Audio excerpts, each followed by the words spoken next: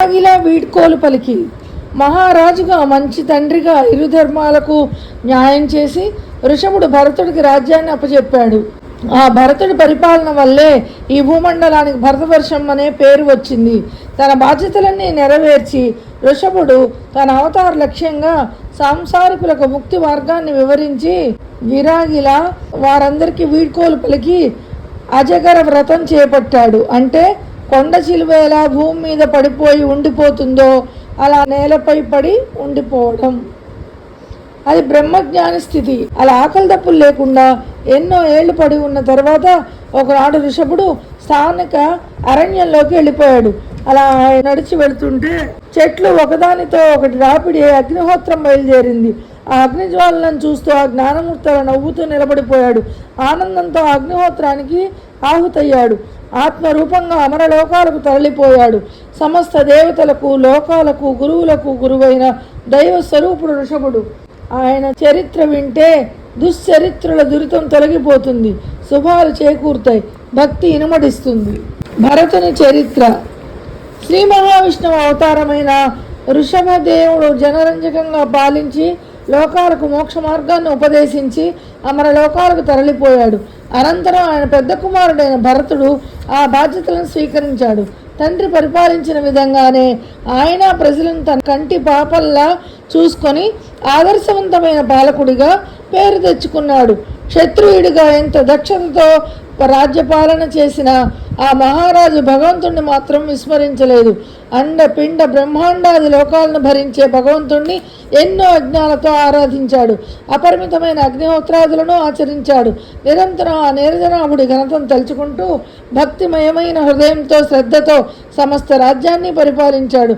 అలాంటి భరతుడి చరిత్రను శ్రీమద్ భాగవత కథాసుధలో భాగంగా సుఖమహర్షి పరీక్షిత్ మహారాజుకు వినిపిస్తూ కర్మసిద్ధుల నారాయణ అత్యంత శుద్ధమగు చిత్తముతో నారాచపట్టి భరతుడు దారుని పాలించినదిక ధర్మాన్వితుడై పరిశుద్ధమైన చిత్తంతో ధర్మ దీక్షతో తాను చేస్తున్న కర్మలు ఫలించే విధంగా రాజకుమారుడైన భరతుడు భూమండలాన్ని ఏలాడని గుర్తు చేశాడు. అప్పటికప్పుడు అజనాభ అని పిలువబడిన ఈ భూభాగం ఆ మహారాజు సుపరిపాలన వల్లనే భరతవర్షం అన్న పేరు సంతరించుకుంది. భరతుడు విశ్వరూపుడనే రాజకుమార్తె అయిన పంచజని అనే కన్యను వివాహం చేసుకున్నాడు. ఆ దంపతులు 5 కుమారులకు తల్లిదండ్రులయ్యారు. భరతుడు ఘన వారసత్వానికి ప్రతినిధిగా రాజవిధుల్ని సమర్థవంతంగా నిర్వర్తిస్తూ ఉన్నాడు. కర్తృత్వం కమలాక్షుడికే. విశాలమైన ఈ భూమండలాన్ని ఏలుతున్న భరతుడు ఏనాడు దాన్ని తన గొప్పతనంగా భావించలేదు. కర్తృత్వం అంతా కమలాక్షుడైన శ్రీ మహావిష్ణువుకే కట్టబెట్టాడు. తనను ఆ పరమాత్మ చేతిలోని పరికరంగానే భావించుకుని పాలన కొనసాగించాడు. ఇలా మన ఇతిహాసాల్లో చరిత్రలో ఎంతోమంది మహారాజులు బాహ్యంగా రాజసిక లక్షణాలతో రాజ్యాన్ని పరిపాలించిన ఆంతరంగికంగా మాత్రం భాగవతోత్తములుగా ముని పుంగవులుగా జీవించారు. మనస్సులో ఎలాంటి కర్తృత్వ భావం లేకుండానే క్షత్రియ ధర్మాన్ని నిర్వర్తించారు. అందుకే ఎంత హుందాగా రాజ్యభారాన్ని స్వీకరించేవారో అంతే హుందాగా ఆ భారాన్ని బాధ్యతను భవిష్యత్తును తరాలకు అందజేసేవారు. అందుకే వాళ్ళు అంతిమ క్షణాల్లో పరిపూర్ణతతో కూడిన ప్రశాంతతతో జీవన యవనిక నుండి వైదొలిగేవారు. ఆ వరుసలో విశ్వామిత్రుడు, జనకుడు, భరతుడు వంటి వారు రాజర్షులుగా ప్రసిద్ధులయ్యారు. అందుకే భగవాన్ శ్రీ రామకృష్ణ పరమహంస తన గృహస్థ భక్తుల ముందు జనక మహారాజు పేరును తరచూ ప్రస్తావించేవారు. జనకుడిలా నిస్సంగత్వ భావనతో కర్మల్ని ఆచరించాలని, అప్పుడు ఆ కర్మలపై ఆ ఫలితాలపై ఎలాంటి అనురక్తి మనస్సులో పొడచూపదని స్పష్టం చేసేవారు. భరతుడు కూడా అదే రీతిలో రాజర్షిలా ప్రతిక్షణం శ్రీవత్సం, కౌస్తుభం, వనమాల అలంకరించుకున్నవాడు, సుదర్శనం తదితర పంచాయుధాలను ధరించినవాడు, ఆత్మీయ భక్తుల హృదయ పద్మాలలో నివసించేవాడు, పరమ పురుషుడు అయిన వాసుదేవునిపై భక్తి ప్రపత్తులతో రాజ్యపాలన సాగించాడు. ఆనక ఆశ్రమవాసి అయి భరతుడు తాత తండ్రుల కాలం నుండి తరతరాలుగా సంక్రమించిన సంపదను తన తనయులకు సరిసమానంగా పంచి ఇచ్చాడు. భోగభాగ్యాలను, అపార సంపత్తులను, రాజప్రాసాదాలను వదిలిపెట్టి పులహాశ్రమానికి వెళ్ళిపోయాడు. వానప్రస్థాశ్రమ ఆసక్తుడై ఆ అంతర్యామిపై భక్తి నిర్మడింపజేసుకున్నాడు.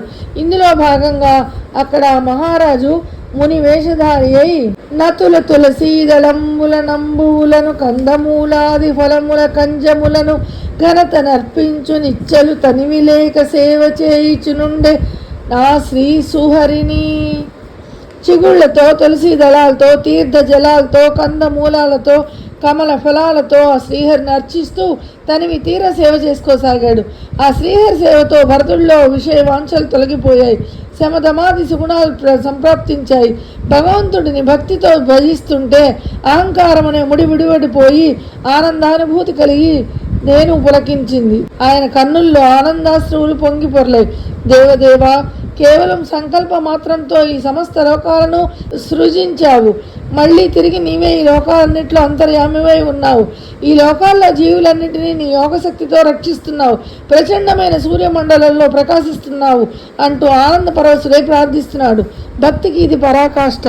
పూజలో ఇలాంటి పులకింత కలగాలంటే మనస్సు పూర్తిగా భగవంతుడిపైనే లగ్నం కావాలి. ఆయనను అత్యంత ఆత్మీయంగా తలుచుకునే ఆరాధనా భావం మనసులో అంకురించాలి. కలియుగంలో భగవంతుడిపై అలాంటి భక్త్యానురాగాలను ప్రత్యక్షంగా పరిచయం చేసేందుకే భగవాన్ శ్రీరామకృష్ణ పరమహంస అవతరించారు. ఆయనకు తన ఆరాధ్యమూర్తి అయిన కాళీమాతను ప్రత్యక్షం చేసుకుని తన్మయులయ్యేవారు. ఆనాడు భరతుడు కూడా ఇలాంటి భక్తి పారవస్యంతోనే పులహాశ్రమంలో కాలం గడపసాగాడు.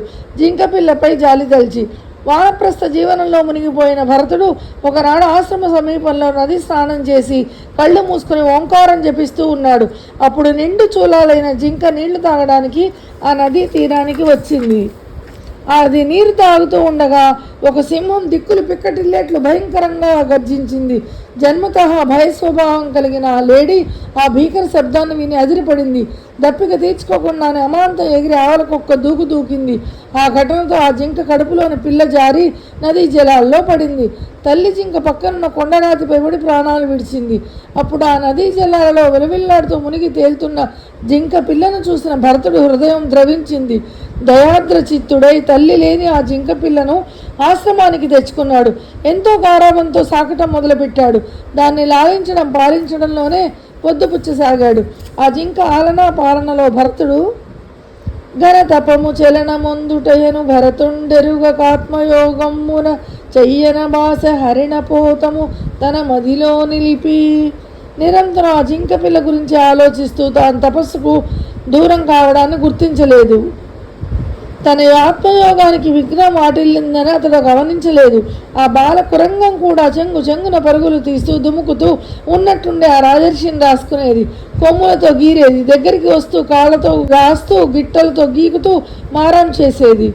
భరతుడు తను ఎక్కడికి వెళితే అక్కడికి ఆ జింకను తీసుకెళ్లేవాడు. దేవతార్చన చేసేటప్పుడు, చివరికి జపం చేసేటప్పుడు కూడా అతడు ఆ బాల హరిణాన్ని తన పక్కనే అంటిపెట్టుకునేవాడు. నిత్య నైమిత్తిక కర్మలు ఆచరించేటప్పుడు కూడా ఆ జింక పిల్ల ఎలా ఉందో అని చూసుకుంటూ ఉండేవాడు. అది అడవిలో ఎక్కడ పరిగెడితే అక్కడికి తను వెంట పరిగెత్తేవాడు. అది కంటపడకపోతే కలవరపడేంత స్థితికి వచ్చాడు. ఇలా సంపదను, సమస్త భోగాలను, అనుబంధాలను, ఆలుబిడ్డలను వదిలి అరణ్యానికి వచ్చిన భరతుడు ఆ జింక పిల్లపై ప్రేమను పెంచుకున్నాడు. ప్రాణ సమానంగా భావించుకోసాగాడు. అదే భగవంతుడి మాయ. అందుకే భగవాన్ శ్రీరామకృష్ణ పరమహంస ఓ సందర్భంలో నా అనేవారు లేని ఒక వ్యక్తికి ఒక పిల్లినిచ్చి దాని పట్ల లౌకిక మమతానురాగాలు పెంపొందించుకునేలా చేస్తుంది మహామాయ. అది అతి చిత్రమైనది. జగన్మాత లీల అంటారు. పరమ మునులకైన పాయువు కర్మంబులు. ఇలా ఉండగా ఒకసారి అడవిలో ఆ జింక దారి తెలియక తప్పిపోయింది. ఆ జింక పిల్ల తిరిగి వచ్చేందుకు భరతుడి ప్రాణం విలవిల్లాడిపోయింది. ఇలా హరిణంపై పెంచుకున్న అనురక్తే అతన్ని భగవంతుణ్ణి కూడా మరిపించేలా చేసింది. అందుకే సుఖమహర్షి శ్రీమద్ భాగవత కథాసుధ ప్రవాహంలో భాగంగా ఈ భరతుడి ఉదంతాన్ని పరీక్షిత్తు మహారాజుకు వివరిస్తూ ఎంత వారికైనను కాలంబు గడవ రామినట్లుగాకపోదు పరమ మునులకైన పాయువు కర్మంబులు ఒరులనంగనెంత. ఎటువంటి వారికైనా ప్రారంధాన్ని దాటడం ఏమాత్రం సాధ్యం కాదు. మహర్షులకైనా కర్మబంధాల నుండి తప్పుకోవడం సాధ్యం కాదు. అటువంటప్పుడు సామాన్యుల సంగతి చెప్పేదేముందని ఆవేదన చెందారు. ఎంత వారికైనా విపరీతమైన వైరాగ్యంతో ఆధ్యాత్మిక జీవన పథంలో పయనించే ఎందరో మహానుభావులు కూడా ఇలాంటి సమయం మాయలోనే పడిపోతారు. వ్యవహారాలకో, వస్తువులకో, వ్యక్తులకు అలవి కాని వ్యామోహంతో కట్టుబడిపోతారు. అందుకే రామకృష్ణ సంఘ జనని అయిన శ్రీ శారదాదేవి ఒకనొక సందర్భంలో ఓ సాధువుతో పులుపు పదార్థాల నుండి విడిపడాలని కంకణం కట్టుకున్న ఒక వ్యక్తి చింత చెట్టు కింద ఇల్లు కట్టుకున్నాడట. అలా ఉంది నీ ప్రవర్తన. భగవంతుని పవిత్ర నామాన్ని ఆశ్రయించడానికి నువ్వు లోకాన్ని త్యజించావు, కానీ ఇక్కడ పనులు సేవల సాగుతో మరొక ప్రపంచాన్ని కల్పించుకుని అందులో కూరుకుపోయి ఉన్నావు. ఆహా, ఏం మాయా అంటారు. అయితే మనస్సు అంత త్వరగా ఈ ఆసక్తుల నుండి విముక్తి కాలేదు. అందుకు సాక్షియే భరతుడు. తన రక్త సంబంధీకులతోనే తెగతెంపులు చేసుకుని కానలకు చేరుకున్న మహారాజు మామూలు హరిణం పై అంటే జింకపై మమతను పెంచుకున్నాడు. అయితే ఆధ్యాత్మిక జీవితాన్ని ఎంచుకున్నంత మాత్రాన గుండెను కటువుగా మార్చుకొని ఎలాంటి కనికరం లేకుండా ప్రేమానురాగాలు పంచకుండా జీవించమని అర్థం కాదు. ముక్కు మూసుకొని తపస్సు చేసుకుంటూ పక్కవారిని పట్టించుకోవద్దని కాదు, కానీ ఆ స్పందన అనుభూతి మనల్ని బలహీనులుగా మార్చకుండా ఉండాలి, బందీలుగా నిర్బంధించకుండా జాగ్రత్త పడాలి. ఎంత త్వరగా దగ్గరయ్యామో అంత త్వరగా దూరం అవ్వగలగాలి. జింకలా మరుజన్మ ఎత్తి భరతుడు ఆ జింక విషయంలో అంత సంగరాహిత్యంగా మసలుకోలేకపోయాడు. అంతర్ముఖుడై ఆశ్రమవాసాన్ని గడపలేకపోయాడు. అందుకే లేడిపిల్ల తోటిదే లోకంగా జీవిస్తూ ఆ అనురాగంలోనే తలమునకలైపోయాడు. ఇంతలో ఆ మహారాజుకు అంతిమ గడియలు సమీపించాయి. ఆ క్షణంలో ఆ బాలహరిణం ఆయన పరిసరాల్లోనే తిరుగాడుతూ ఉంది. ఆ అంత్యకాలంలో అనంగు కొడుకును చూస్తున్నట్టు ఆ జింకపై ఆప్యాయతతో దానినే చూస్తూ ఆ మూగజీవినే మనస్సులో భావించుకుంటూ భరతుడు ప్రాణాలు విడిచాడు. అందుకే మరుజన్మలో ఆ జింక రూపంలోనే జన్మమెత్తాడు. అయినా అతనికి పూర్వస్మృతి మాత్రం పోలేదు. కానీ పూర్వజన్మలో పరమాత్మను పూజించిన పుణ్య పరిపాకం చేత తానెందుకు జింకగా పుట్టవలసి వచ్చిందో అర్థం చేసుకోగలిగాడు. అందుకే భరతుడు రాజులు ప్రస్తుతింప సురరాజ సమానుడనై తనూజులన్ రాజుల చేసి తాపసులు రాజ ఋషీంద్రుడన్ అటంచు పల్కగా తేజమునంది ఆ హరిణ దేహమునందలి ప్రీతి చేసి నాయోజ సడంగనే చేసి యోగి జనంబులలోన బేలనై. రాజులందరూ నన్ను విపరీతంగా కీర్తించారు. నేను దేవేంద్ర వైభవాలను తనివి తీరా అనుభవించాను. నా కుమారులను రాజులుగా చేసి రాజ్యభారం అప్పగించి అడవికి వచ్చి తపస్వినయ్యాను. తాపసులందరూ నన్ను గొప్ప రాజర్షి అని గౌరవించారు. చివరకు ఆ జింక పిల్ల మీద వ్యామోహం పెంచుకొని నా గత వైభవాన్నంతా పోగొట్టుకుని సాటి యోగులలో భ్రష్టుడనైపోయానని పశ్చాత్తాపం చెందాడు. ఇలా మనస్సుకు అనుబంధాలే ఆలంబనగా మారితే అంతకన్నా ప్రమాదం మరొకటి లేదు. అందుకే భగవాన్ శ్రీరామకృష్ణులు మనస్సులోని వెళ్తిని భగవంతునిపై ప్రేమతో భర్తీ చేసుకోమని చెప్పేవారు. వ్యాకులతను వ్యక్తులపై కాకుండా విశ్వంభరుడిపై పెంచుకోమనేవారు. అంత మాత్రాన సాటి ప్రాణులపై ప్రీతిని చంపుకోమని కాదు. ఈ దయ, జాలి, సేవ, సానుభూతి సాత్విక లక్షణాలే, కానీ ఇవి కూడా మనల్ని ప్రాపంచిక జీవనానికి రుణగ్రస్తులను చేస్తాయి. అందుకే ప్రయత్నపూర్వకంగా వీటి నుండి కూడా మనం బయటపడాలి.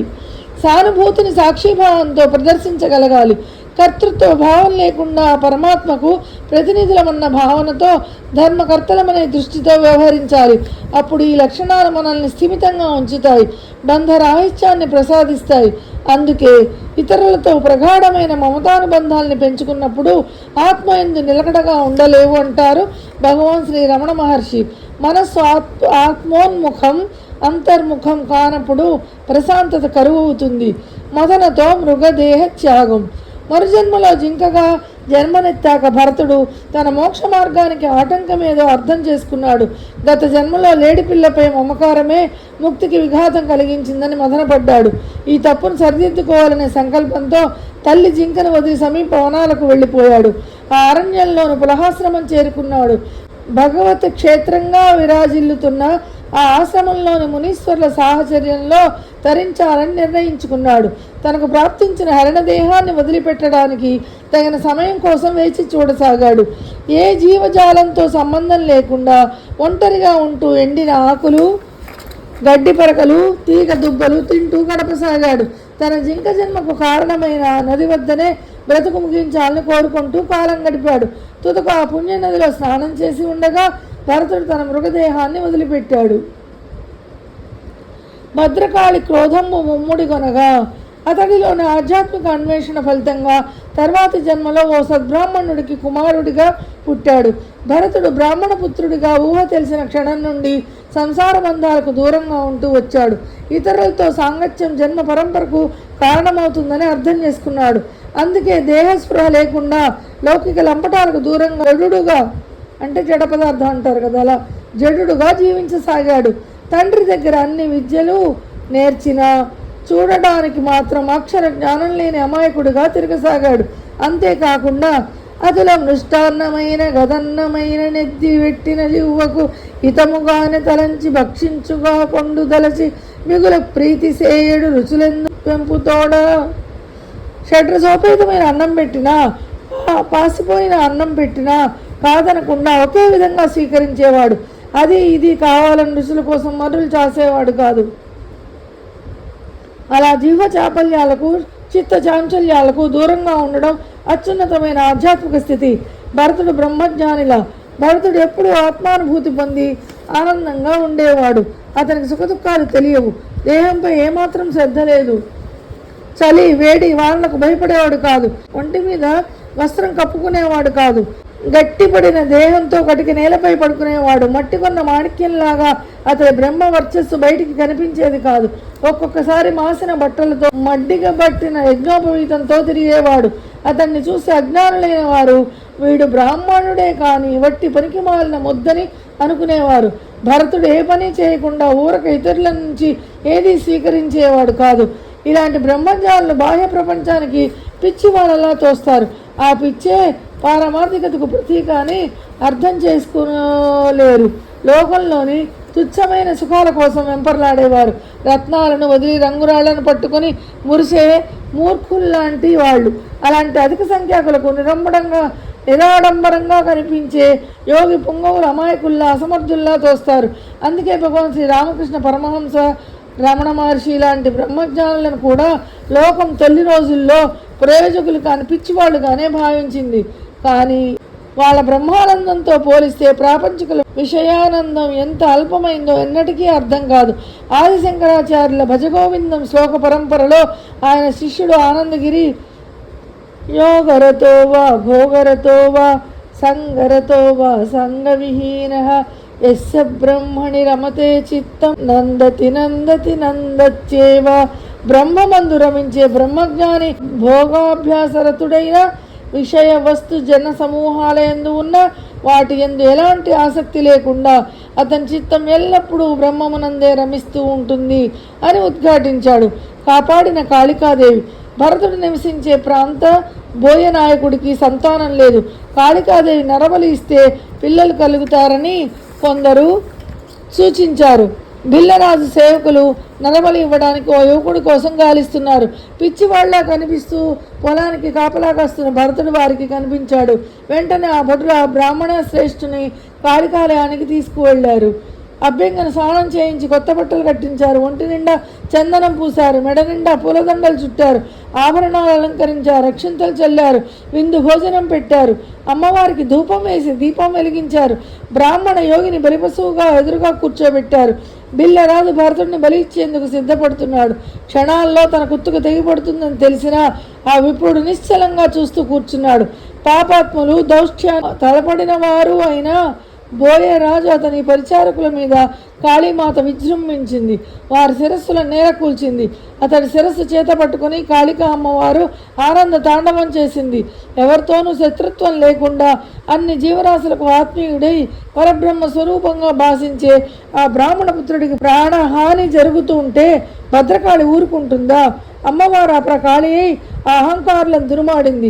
పైగా అలాంటి బ్రహ్మజ్ఞానులకు అపకారం తలపెట్టేవారు అంతు చూస్తానని అన్యాపదేశంగా నిరూపించింది. భద్రకాళి బాహ్యానికి అలా మన కళ్ళకు ఉగ్ర రూపంగా కనిపించిన ఆంతరంగికంగా అపర దయామయి. ఆమె తన బిడ్డలపై జరుగుతున్న అఘాయిత్యాలను చూసి సహించలేదు. తన కరుణను కురిపించక ఉండలేదు. అందుకే ఆనాడు భరతుడిని నరబలి నుండి రక్షించడమే కాదు, మూర్ఖుడిగా ముద్ర వేసి తన భర్తను అవమానిస్తున్నారని కంట నీరు పెట్టుకుని మూర్ఛిల్లగానే ఆ భక్తురాలు కన్నీటికి కరిగి అక్షరం ముక్కరాని కాళిదాసుకు మహాకవిగా మార్చేసింది. అలాగే అమ్మ, నిన్ను చూడకుండా నేను ఇంకా ఎన్నేళ్ళు ఇలా ఉండిపోవాలి, నీ దర్శనం లేని నా జన్మ వృధా అని ప్రాణాలు తీసుకోవడానికి సిద్ధపడి కత్తిని పట్టుకోగానే శ్రీరామకృష్ణ పరమహంసకు పరమ ప్రేమతో దర్శనమిచ్చింది. అది ఆ కాళీమాత కరుణార్ద్ర హృదయం. ఇలా పరమాత్మ ఏ రూపంలో ఉన్నా తన భక్తులకు అండదండగా నిలబడతాడు. నిర్వికారుడై నిశ్చల చిత్తుడై. ఇంత జరిగిన ఆ బ్రాహ్మణ పుత్రుడు ఏ మాత్రం చలించలేదు, ఎవరిపైనా కోపగించుకోలేదు. ప్రాణం పోతోందన్న ఆందోళన కానీ, ప్రమాదం తప్పిందన్న ఆనందం కానీ అతని ముఖంలో కనిపించలేదు. అందుకే అచ్చట విప్రసూనుడు భయం ఒక ఇంచుకలేక చంపగా వచ్చిన వారి ఎందు కరవాలమునందును కాళి ఎందుద తానచ్యుత భావముంచి హృదయమున పద్మదళాక్షునంతయున్ మచ్చిక తోడ నిలిపి అనుమానమునందకయుండె నత్తరిన్. తనను చంపడానికి వచ్చిన వారన్నా, మరి జడిపించి పైకెత్తిన కత్తి అన్నా, సాక్షాత్కరించిన కాళికాదేవి అన్నా బ్రాహ్మణ కుమారుడు భరతుడికి ఏ మాత్రం భయం కలగలేదు. అన్నిటిలోనూ అందరిలోనూ అచ్యుత భావమే ఆయనకు తోచింది. శ్రీమన్నారాయణుని చిత్తంలో నిలుపుకొని ఎలాంటి అనుమానం లేకుండా నిశ్చలంగా నిలబడ్డాడు. తర్వాత భరతుడు కాళికాలయం వదిలిపెట్టి మరల పొలం దగ్గరకు వచ్చి ఎప్పట్లాగే కాపలా కాస్తున్నాడు. స్వామి భృత్య సంబంధ విధికృతం. జడభరతుడు సదా ఆత్మస్థితిలో ఎప్పుడు ఉదాసీనంగా సంచరిస్తూ ఉండేవాడు. ఏది కోరకుండా, ఎవరినీ కాదనకుండా అందరినీ ప్రేమిస్తూ, దేశించిన వారికి కూడా ప్రేమను పంచుతూ ప్రవర్తించేవాడు. వెళ్ళిన ప్రతి చోట మంచిని ప్రసరింపజేస్తూ తామరాకుపై నీటి బొట్టులా దేహంతో సంబంధం కలిగి మనుగడను సాగిస్తూ ఉండేవాడు. ఇలా భరతుడు ఏకాంతంగా తమ పొలంలో కాపలా కాస్తూ ఉండగా సింధు దేశాన్ని పరిపాలించే రహువరుడనే మహారాజు ఆధ్యాత్మ విద్యను అభ్యసించాలనే సంకల్పంతో కపిల మహామునిని దర్శించడానికి పల్లకీలో వెళుతున్నాడు. ఇంతలో ఒక బోయవాడు అనారోగ్యానికి గురయ్యాడు. అతడి స్థానంలో ఒక బోయ అవసరమయ్యాడు. బలంగా కనిపిస్తున్న భరతుడు ఆ సైనికుల దృష్టిలో పడ్డాడు. వెంటనే అతన్ని పిలిచి పల్లకీ గుంజని అతని భుజంపై పెట్టారు. భరతుడు ఎదురు చెప్పకుండా మేనాన్ని మోస్తూ ముందుకు సాగుతున్నాడు. అయితే ఆ పని అలవాటు లేకపోవడం వల్ల జడభరతుడికి నడక తక్కిన బోయిల నడకతో కలవలేదు. ఫలితంగా పల్లకి సరైన పద్ధతిలో సాగక ఎగుడు దిగుడులుగా ఊగుతూ రఘుగణుడికి అసౌకర్యానికి కలిగించింది. దాంతో ఆ రాజు భరతుడిపై అగ్రహోదగ్రుడయ్యాడు. అవమానకరంగా దుర్భాషలాడాడు. అధికార మదాన్ని ప్రదర్శించాడు. స్థితప్రజ్ఞుడైన భరతుడు అహంకార మమకారాలకు తావివ్వలేదు. పైగా మందహాసంతో స్వామి భృత్య సంబంధంబులు విధి కృతంబులగుచు వ్యవహారంబులం చేసి శరీరంబులకు కలుగు కాని జీవునికి లేకయుండు. యజమాని సేవకుడు అనే సంబంధం కర్మ వల్ల కలిగింది కనుక అది శరీరానికే కానీ జీవునికి సంబంధించింది కాదని స్పష్టం చేశాడు భరతుడు. మహారాజుకు మేలుకొల్పు. జడభరతుడు మాటలు రఘుగణుడికి మనస్సుకు సూటిగా తగిలాయి. ఆ మహారాజుకు మేలుకొల్పుగా వినిపించాయి. అందుకే వెంటనే ఆయన మేనాన్ని దిగి వినమ్రుడై అతడికి సాష్టాంగ ప్రణామం చేస్తూ, మీరు సామాన్య వ్యక్తి కాదు, అవధూతలా అగుపిస్తున్నారు. కపిల మునిలా కనిపిస్తున్న మీరు నా కళ్ళు తెరిపించారు. మీ మాహాత్యం తెలియక అపచారం చేశాను. నన్ను క్షమించండి, నాకు ముక్తి మార్గాన్ని ప్రబోధించండి అని వేడుకున్నాడు. అప్పుడు భరతుడు రఘుగణుడితో, శిక్షా రక్షకుండునైన రాజు దుష్ట కర్మములకు బాసి కన్యాక్షపద సేవం చేసనేని భవము చెందకుండు. ప్రజల శిక్షా రక్షణలు చేసే రాజు చెడు కర్మలు వదిలిపెట్టి విష్ణు పాదాలను సేవిస్తే సంసార బంధాల నుండి విముక్తుడవుతాడన్నాడు. జడభరతుడు ఇలా పలుకగానే రాజులో మార్పు కలిగింది. ఆ తర్వాత ఆ సింధురాజు మహాత్మా, నేను రాజుననే దురహంకారంతో కన్నులు గానక మహాత్ములైన మిమ్మల్ని దూషించాను, అయినా మీరు ఆగ్రహించలేదు. ఇలా మేము గొప్పవారిని అనుమానించడం అనే పాపకర్మ వల్ల తొందరగా వినాశనం కొని తెచ్చుకుంటాం. మా అజ్ఞానాన్ని మన్నించి మాపై దయాదృష్టిని కురిపించండి అని భరతుడిని వేడుకున్నాడు. అప్పుడు భరతుడు, ఈ ప్రపంచం సత్యమని, నీ అధికారం శాశ్వతమని నీవు భ్రమించావు. కానీ వ్యవహార సత్యం సత్యం కాదు. నీ అధికారాన్ని అంగీకరించడానికి వీలు లేదు అంటాడు. నిజమే, ఈ లోకంలో ఎవరు ఎప్పుడు ఒకే స్థానంలో ఉండరు. బండ్లు ఓడలవుతాయి, ఓడలు బండ్లు అవుతాయి. ఎవరి స్థాయిలైనా ఎప్పుడో ఒకప్పుడు తారుమారవుతాయి. అందుకే దివ్య జనని శ్రీ శారదాదేవి ప్రతి కర్మకు ఫలం ఉంటుంది. పరులకు దుఃఖం కలిగించడం, దురుసుగా ప్రవర్తించడం మంచిది కాదు. కాబట్టి ఎంతో అప్రమత్తంగా వ్యవహరించాలి అని హితవు పలుకుతారు. మనో సంస్కారంతోనే మరుజన్మలు. మహారాజుగా మనో సంస్కారాలు పరిశీలించుకోమని భరతుడు రఘుగణుడికి సూచన ఇస్తాడు. మనస్సు ఇంద్రియ సుఖాలపై ఆసక్తి కలిగి ఉంటుంది. సత్వ రజస్తమో గుణాల ప్రవాహంతో వికారం పొందుతుంది. మనస్సుకు ఉండే సంస్కారాన్ని బట్టే జీవుడు దేవతలు, జంతువులు, మానవులు అనే రూపాలను ధరిస్తూ ఉంటాడు. మనస్సు గుణరహితమైనప్పుడు కలిగే అనుభవమే ముక్తి. గుణాలు, కర్మలు అసలు లేకపోతే మనస్సు అనేదే ఉండదు, కేవలం పరతత్వంగా మిగులుతుంది అని వివరిస్తాడు. అంతేకాకుండా జీవుడు శ్రీహరి పద ధ్యానం అనే ఆయుధంతో ఆ మనస్సును గెలిస్తే ఆ పరతత్వాన్ని అందుకుంటాడని విస్పష్టం చేస్తాడు. ఆ విప్రవర్యుడి ప్రబోధాలకు రఘుగణుడు ప్రభావితుడయ్యాడు. భరతుడు జన్మాంతర సమాగతమైన ఆత్మజ్ఞానానికి, అసామాన్యమైన శాంత గుణాలకు మహారాజు దాసోహమైపోయాడు. అలాంటి ఆనంద పారవస్యంతో జ్వరితార్తుండగు రోగికి ఔషధమతిష్టమైన చందంబునన్ ధరలో నా తపతప్తదేహి కడు సీతంబైన తోయంబునన్ గరిమంకోరిన రీతి నెంతయునహంకారాహి దుష్టుండనై పరుగున్ నాకున్నీ వచోమృతము తప్పన్ మందు వేరున్నదే.